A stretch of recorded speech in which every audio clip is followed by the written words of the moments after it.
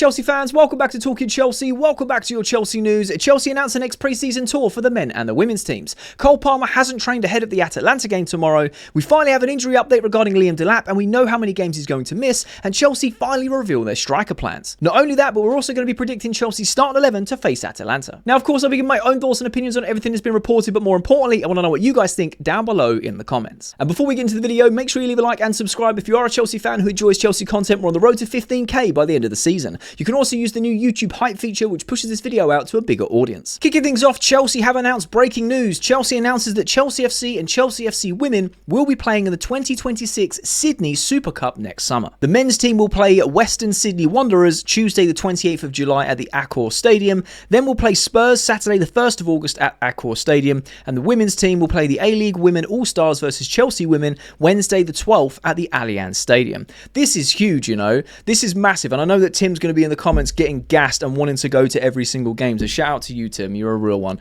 But I'm actually super excited about this because for many years we've gone over to the US, and I like our US tours. The time difference isn't too bad for like watch-alongs, etc., and keeping up to date with it. But Australia is going to be mental. That's a wild place to go. And, you know, I think it's about time that Chelsea go to, you know, the other side of the world in that sense. I know that we've done ones in Japan and around that, you know, parts of Asia.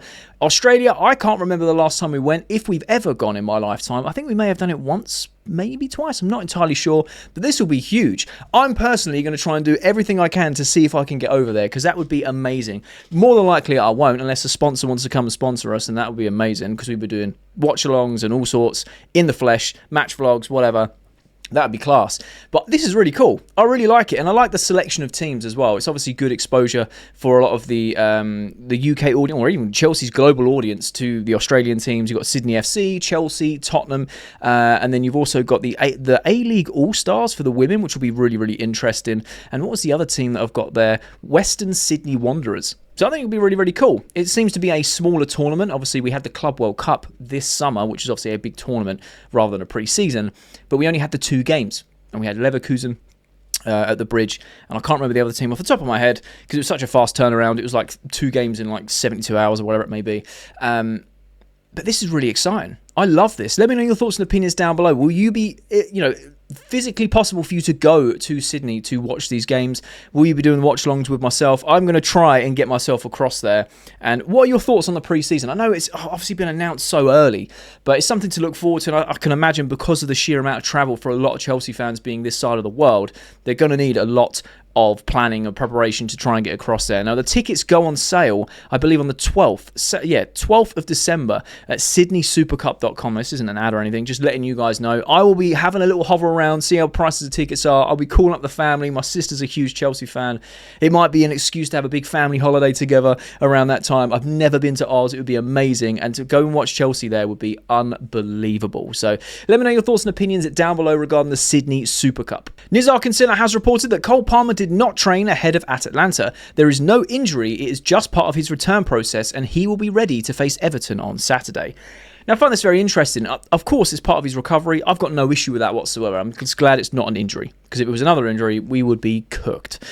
We have no Liam Delap, which we're going to speak about in a second, and Chelsea revealed all their striker plans, which, again, very curious to know your thoughts down below. But in terms of Cole Palmer, you initially see this and go, oh, he's not trained.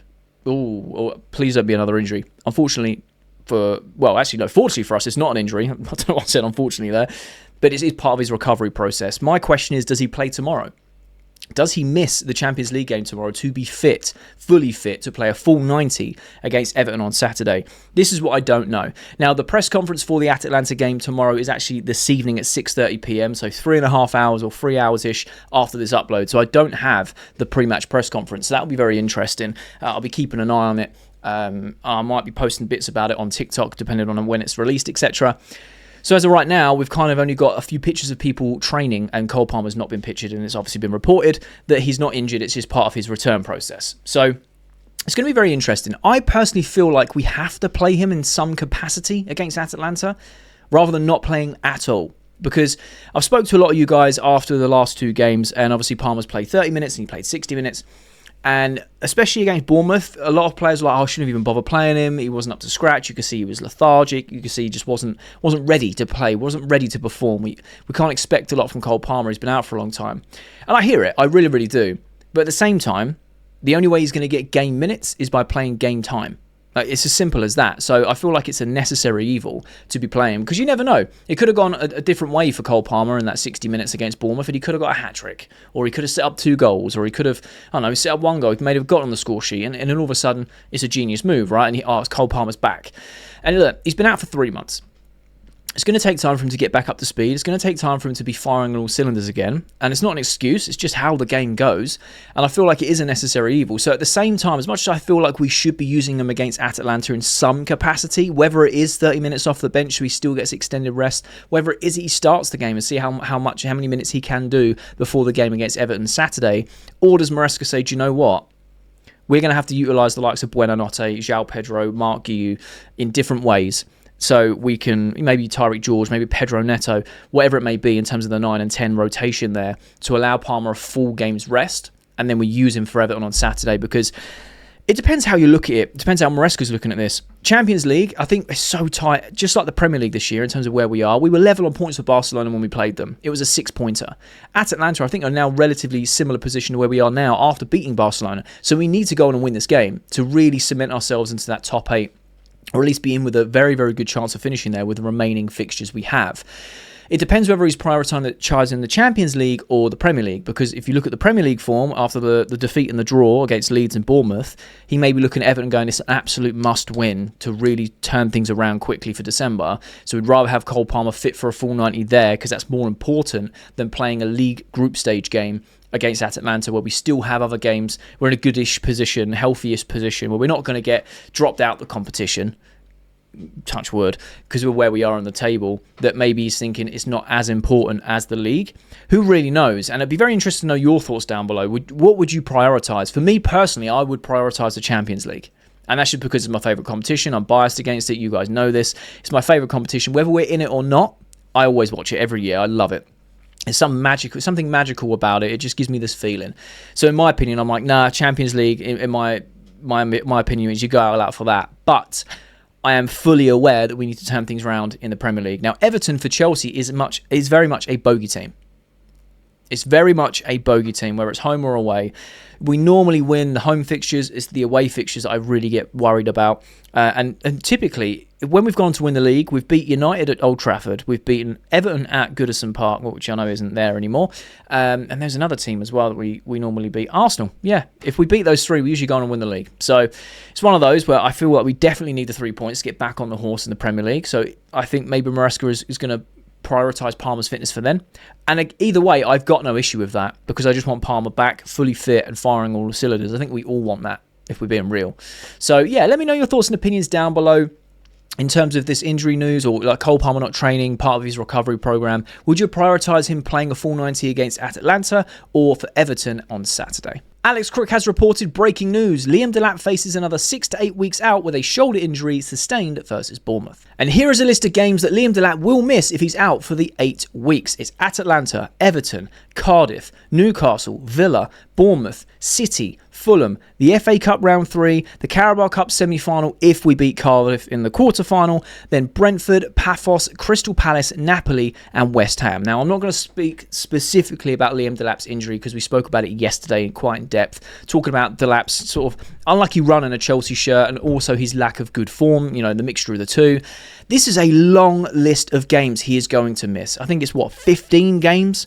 1, 2, 3, 4. It's about 15 games. 14 if we don't beat Cardiff in the quarterfinals, which I'm hoping we do. I think we've got a really good chance going far in the FA Cup and in the Carabao Cup this year. So yeah, let's just say worst case scenario for the injury, and it's 8 weeks recovery. Best case scenario in terms of fixtures, that's 15 games he's going to miss. That is so many games of the season. And that kind of puts us in another sticky situation in terms of our forwards, because as of right now, we've got no Delap for another 2 months potentially. 6 weeks to 2 months. And the only available forwards we have are João Pedro, who right now just isn't performing, and Mark Guiu, who I'm so glad is going to get a real good opportunity against a lot of these clubs.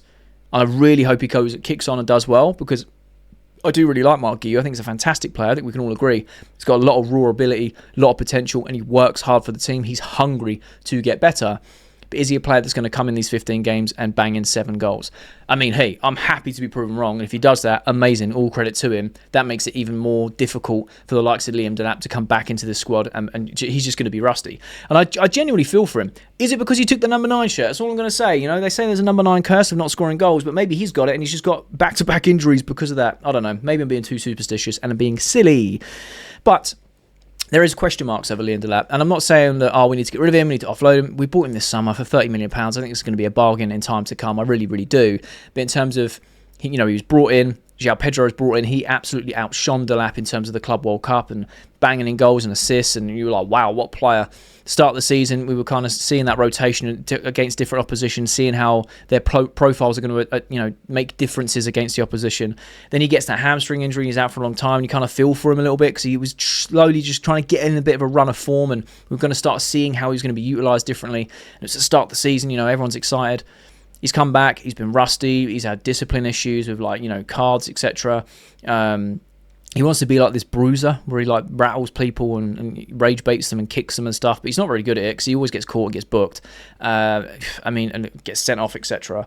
And he's just not been up to scratch for what we expect. And I totally get it. There's a lot of factors, and it's not to make excuses. It's just reality. He's been injured. He's come back. He's rusty. He's not been at his best.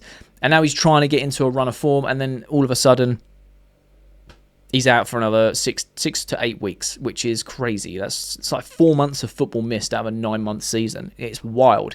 So I feel like for him mentally, he must be going through it right now in terms of what have I got to do to just start playing football and start playing well. But at the same time, in terms of us fans and the team and Maresca and everything around Chelsea in terms of on the pitch, we go, wow, what do we do in January? And in my opinion, you recall Amiga. Because just going into these next 15 games with the likes of João Pedro, who's hit and miss at the moment, and more miss than hit, and Mark Guiu, there's a lot of pressure on him to go perform against some of these clubs like Man City. Brentford's going to be a tough one. Napoli, Newcastle, Villa, Atalanta, for example. There's a lot of big clubs in there and hard games that we're going to have to try and get results from. But hey, maybe he'll thrive under the challenge. The only other option I think that Enzo Maresca would have is playing Tyreek George as a false 9 again. But if he leaves in January, that option also goes. So I feel like Chelsea have to utilise their options. They have to utilise their options and bring in Amiga early, in my opinion. Now, we do have some information around what the board are planning to do in terms of striker plans. We're going to go in that in just a second before we predict the 11. But I don't know. I'd like to know your thoughts and opinions down below in terms of how well do you think Chelsea are going to do in these fixtures with only having the likes of Guiu and João Pedro as the only options. Potentially Tyreek George, potentially Pedro Neto if he's playing as a false 9, who can do a really good job there. And what are your thoughts on Liam Delap in terms of not just how he's performed on the pitch, because we know he's been very subpar, but in terms of the circumstances around it, the 2 big injuries, can't get a run of form, discipline issues. Let me know your thoughts and opinions down below. Kieran Gill has reported that Chelsea are not looking to bring Emmanuel Amiga to the club in January. Plan remains in place for the summer. He goes on to say that Liam Delap was missing for 2 months earlier in the season due to a hamstring issue. Chelsea responded to his sudden spell on the sidelines by bringing back Mark Guiu from his Sunderland loan as cover, and it's understood that will apply now that Delap is injured again. Maresca's striker options for the time being will be Guiu, João Pedro and Pedro Neto. We're so cooked. We're so cooked.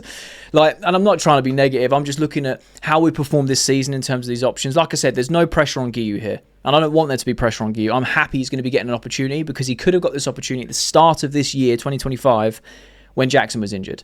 And he could have gone on that good run of form. And we don't really know what's going to happen. But unfortunately, Guiu also got injured in the same game, which is just unlucky, really. So I'm happy he's going to get a run of games. I really am. But at the same time, I'm not expecting him to be bagging goals every single game. I'm not expecting him to be perfect. He's not going to be the 20-goal-a-season striker that we want as of right now. And again, happy to be proven wrong. I really am. But I'm just not expecting anything from him because he's in development still. I'm happy he's getting first-team minutes, for sure. João Pedro, playing through injury, very, very hit and miss. Since the Spurs game, kind of fell off a little bit. And I hate using that phrase, but really, I mean, the only performance I think that he's played well is the Arsenal game where his job wasn't to touch the ball. It was to flick the ball on when it come near him, and I think he did that very well in terms of that game plan. We've got some very tough games ahead. We've got some very tough games ahead. We're going into historically one of Chelsea's worst periods of the year, which is December, where we struggle to make draws or wins. And this year we really need to kick on if we want to be in and amongst it up there in the Premier League. We've also got Champions League games, which every game is so important, at least in my opinion. You can't take any game for granted when it comes to the Champions League. So João Pedro needs to turn it on, in my opinion. He needs to turn it on and really set an example. I know that he's not an out-and-out 9. He's more of a 10. We've got Palmer back as well. We've got the likes of Buonanotte in rotation. There's other players that can play in a 10. So João Pedro is more than likely going to be the 9. And you've also got Pedro Neto. Now, Pedro Neto, for me, is a bit of a dark horse because he's our most consistent winger. He's our top goal scorer in the Premier League. Maybe he does the job at false 9. Because when he plays at false 9, he can really do a job there. Now, I'm not expecting 15, 20 goals in the next 15 games without Delap. I don't think he's going to play every single minute there. But I honestly feel like Pedro Neto can really do some damage in that role. I think he can do well. Again, not expecting... I'm not saying that Pedro Neto is going to turn into Diego Costa in the next 15 games and banging loads of goals and start bullying defenders. But in terms of our link-up play, I think it might help. And it will also give more opportunities to the likes of Esteval on that right-hand side to link up with Pedro Neto, to link up with Cole Palmer in the 10 or João Pedro in the 10. And that could be quite free-flowing in that sense, especially against certain opposition. So it's not the end of the world. I just look at that and go, we are cooked. And I'm not saying Emmanuel Miga is the answer, but I just think you've got a perfectly good striker who's currently in form, who can come to you in January, and you're using a winger as a false 9 and 2 forwards that essentially one forward isn't an out-and-out 9, he's also a 10. So you're left with one out-and-out 9 out of the 3 you're going to potentially use. Bring in that forward now and then deal with it when Liam Delap is coming back from injury. That would be my honest opinion. It really, really would. Bring Amiga in January. He's in form. He's doing well. He can adapt. Use these 6 months to adapt to the Premier League. And again, he's not going to come in and hit 20 goals in half a season. Again, happy to be proven wrong. But again, it's just having someone who's more of a natural finisher, more of a natural 9. Who the profile he's crazy. He's quick. He can finish. He's good in the air. He's strong. You know, watching a few of his previous games, he looks like Didier Drogba reincarnate at times. It's wild. And again, he's not going to be perfect, but him and Guiu is more of a, like-for-like rotation. You can still play the likes of João Pedro, still play the likes of Pedro Neto against certain opposition. You can even play Tyreek George as a false 9 against certain opposition. But we've also seen Pedro Neto and Tyreek George and João Pedro as a 9. Even Guiu, seen all of them against certain oppositions where they just struggle to get into the game because they might not be the right profile for the opposition, or they set up in a certain way that completely isolates and nullifies our number 9. And I just don't want that happening every single game. Because again, we're trying to get points in December. We're trying to get points in the Champions League and stuff. And I just don't want this to be a hindrance because, and a lot of you guys will say, well, why do we get rid of Nicholas Jackson in the summer? And I hear it to a degree. I mean, a lot of us at the time, if we really were honest with ourselves, were saying, get rid of him. We don't want him. He's awful. Sell him. And then now he's gone. We go, why do we get rid of him? Delap's awful. But again, that's revisionism on the internet for you. But there's also a question to be had of why did we get rid of him? At least to a degree. But yeah, this is Chelsea's striker plans. Liam Delap is out for a potential 6 to 8 weeks, misses up to 15 games, and the striker options we have in that 9 is Guiu, João Pedro, Pedro Neto, and they do not want to recall Emmanuel Amiga until the summer. I'm hoping that they get this right, because if they don't, and Chelsea start firing blanks even more so than what we have recently from that number 9 role, then it's just unnecessary pressure, in my opinion. Hopefully, João Pedro, Pedro Neto, and Guiu can all step up, and all of a sudden they go on an insane run of form, and it's not even an issue. And we go, cool, what are we worried about? I would love that to be the case.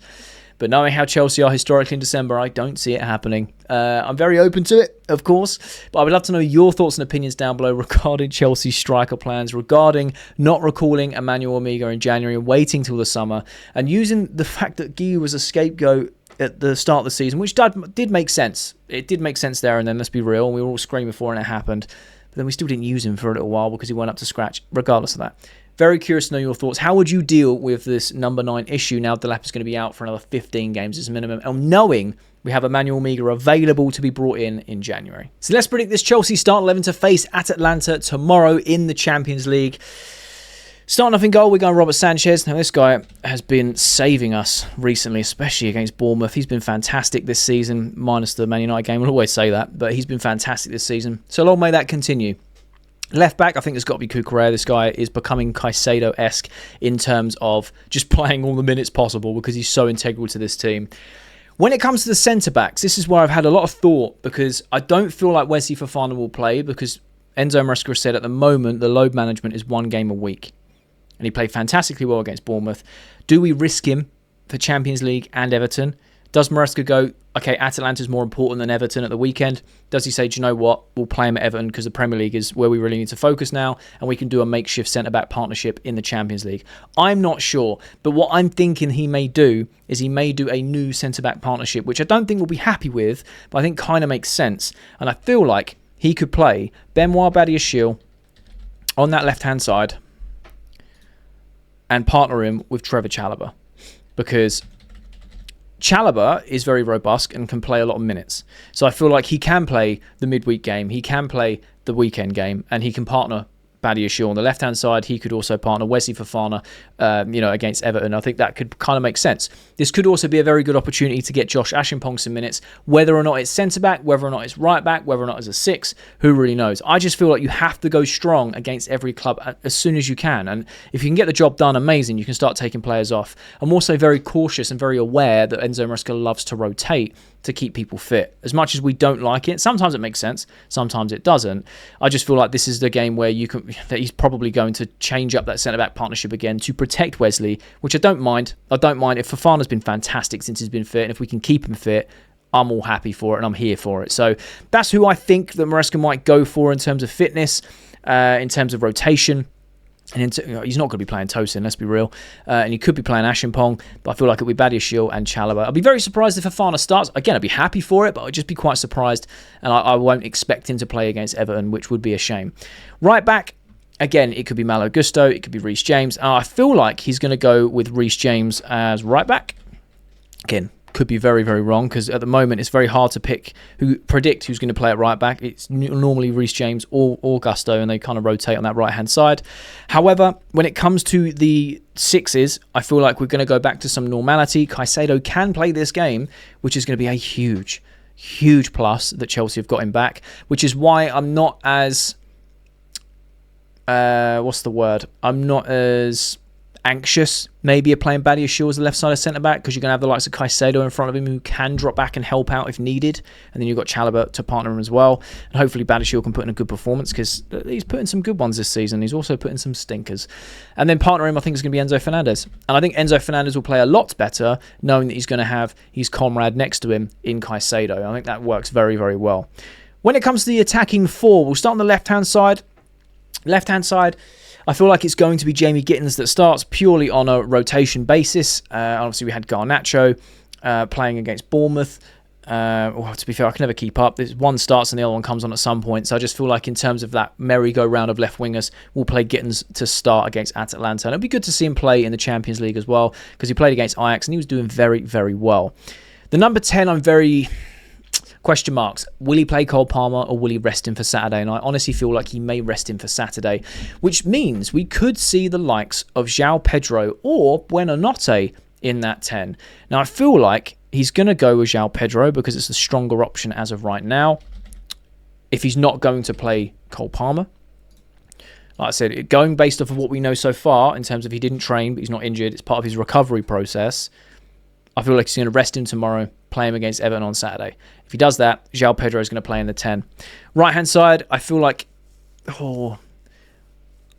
again, it all kind of depends on what Maresca's trying to think about for Everton, which he won't do until after this game. So, will he start Pedro Neto? Will he start Esteval? Maybe he starts Esteval. He loves Pedro Neto, though. Who would I go for? I would go for Esteval.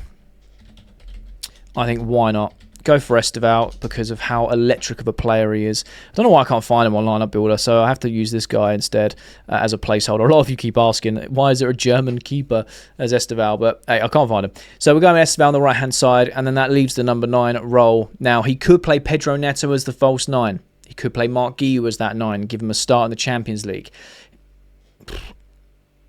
He could play João Pedro and Cole Palmer in the 10. He could play João Pedro in the 9 and Buonanotte in the 10. There's a lot here that he could do. This is just what I'm going for. Who would I play in the 9? Who would I start in the 9? I would go Mark Guiu. I think give him as much opportunity as possible, if I'm being honest. Give him much opportunity as possible, because at the end of the day, if it's not quite working for him, you can bring him off. You could put João Pedro up in that 9. You could bring on Pedro now. You could bring on Tyreek George. As much as I don't like those players playing in a false 9, Neto can do it very well. You've also given an opportunity to Esteval as well to play more minutes or rotate, whatever it may be. Yeah, that's what I would go for. I think it's still a very strong lineup in terms of, you know, Sanchez, Cucurella, Caicedo, Enzo, Chalobah, James, João Pedro is considered a first teamer. Esteval is always, you know, exciting to watch. Gittins, I always say to you guys on the left-hand side, I don't really mind who plays out of Gittins or Garnacho, because I think they're both playing relatively well. I do prefer Garnacho at the moment, but out of the two, I don't think there's much in it in terms of how they're playing. I think it's the opposition they're against and how they get involved in the game, which kind of dictates who starts and who doesn't. And as the 9, like we've gone over this video in terms of Chelsea's plans for the striker, I just think it's a case of throw stuff at the wall, whatever sticks.